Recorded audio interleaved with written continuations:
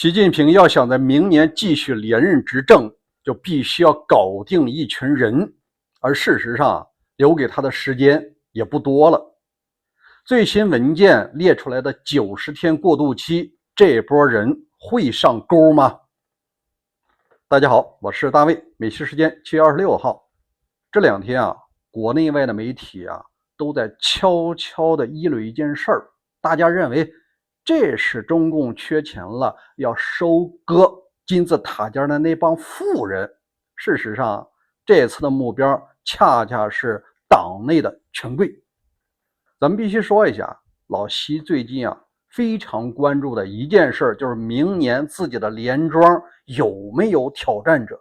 虽然说纸面上已经定于一尊了，但事实上大家都清楚，在过去他执政的10几年3个任期，打击的权贵不计其数。你无论是江曾胡温时期这些人已经成为事实上的所谓权贵阶层，或者说叫元老了。他最怕这些人拧成一股绳，明年突然发难把他给搞掉，而一旦失去权力那将面临灭顶之灾和巨额的清算，这辈子恐怕也不会比马杜罗好。所以说在中国遍地是灾的情况下，他没有心思和时间去考察，那他在做什么呢？要对党内的这些权贵形成震慑。你想搞定这些人，首先要搞定这些人的命根子，那就是他们收集了一生的钱。大家知道中共的权贵自己内部他有一个叫财产申报，填的都是自己的固定收入和那点存款，你信吗？他们收集大量的民脂民膏基本上都是在白手套和钱袋子的名下。咱就不说具体的名字了，你说国内稍微做的有点规模的企业，你要想上市，想海外融资，想获得政策的倾斜，你必然要拥抱和顺服于权贵，甭管他是哪一帮哪一派的。你无论是江泽民的孙子成立的基金呢，还是这个胡温时期包括温家宝的儿子成立的基金，你想蚂蚁金服腾讯包括这个刘强东的公司，他哪个没有权贵的股份？这现在已经变成了一个公开的秘密了。那老习现在就祭出了一招，既然明年的21大还有1年的时间，我就得抓紧把党内搞服。那这帮人，你不是有钱吗？不是有钱袋子和白手套吗？我先断这些人。最近呢，财政部和国家税务总局出了个文件，就是对于海外信托，它要进行征税了。实际上本质上不是征税，而是一次什么引蛇出洞。问题是什么呢？他提出来，你这个信托，首先你设立的时候，这个钱是怎么从中国出去的？你这个钱当时来源合法吗？另外，你出去的时候申报了吗？合法吗？这只是第一个环节吧，很多人就已经说不清楚了。第二，你这个钱在海外期间，你肯定得投资吧？你投资的收益我要交税，你看看白干了吧？第三个，你在转让和终止期间，这个钱最终去哪儿了？你也得出来。有很多人讲了，老公这政策管用吗？我给大家说一个事实，那你知道为什么现在中共权贵的孩子已经不再玩这种离岸信托了呢？因为他们清楚，前几年也许管用，现在没用了。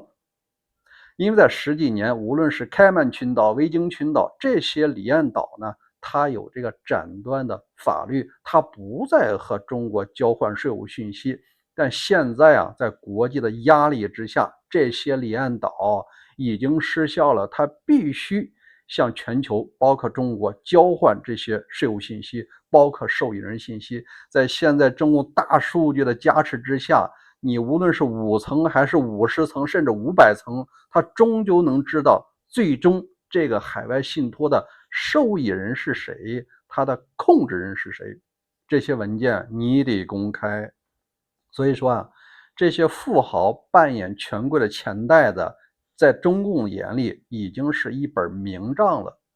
根据数据显示呢，就是资产超过1000万的人，而且设立的海外信托啊，几乎是标配。你知道有多少户啊？中国的统计是206万户。这206个钱袋子怎么把它拿出来呢？所以说他现在给了90天的过渡期，在这个过渡期内，你要主动向组织上进行坦白，我啥时候设立的，我设立了以后钱怎么出去的，然后呢，这个钱是怎么在海外进行投资增值的，后来股权有没有变化，即使设立后来你关闭了，你也要说这个钱最终去哪儿了。你看90天之内，我相信很多人就要做一个生死抉择了，到底要不要说。因为啊，他们非常清楚，以中共现在的技术，他肯定拿到这些数据了，你要是不说啊，马上就会面临倾家荡产。因为按照中国内部的逃税政策，他说的很清楚，是勿被罚款啊。你本来弄出100个亿，他要给你罚500亿，马上就倾家荡产，直接破产，还要进监狱。所以这些人啊，只能是如实的把这事说，你说了就好办了。本来他有些不清楚的，那就挨个来查嘛，而且交给当地的国税去查，而且一查下来呢，你慢慢交吧。所以说，实质上这是老习对党内的同志和权贵的一次集中的收割和枷锁。也许他今年不全搞，他慢慢来。你只要有这个法律框架在，你弄出去的钱，你就必须逐笔的给我汇回来。第一，党国缺钱是一个方面；第二，你要递投名状。我已经知道你在外边有2万亿的资产了，这钱必须颗粒归仓，你弄出去的现在必须回来。你说有些人他是不是说不想弄回来？不想弄回来，那5倍罚款。因为这就涉及到什么呢？绑票的原则是劫匪里手里他有票，那你说这些权贵他手里的票是什么呢？是这些人的人身还在国内。第二呢，这些人的产业每年产生巨额利润的企业还在国内。这些他就是这些肉票。中共哪天想拉一刀了，你就得拉一刀。携程最近不罚了50多亿吗？携程是一家普通民企吗？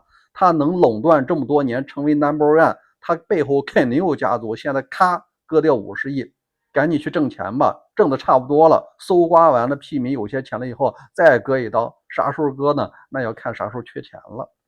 所以说这些权贵不得不要去递投名状，才能保证你那一刀下去变成一小刀一小刀慢慢拉，然后呢时间换空间，再慢慢想办法。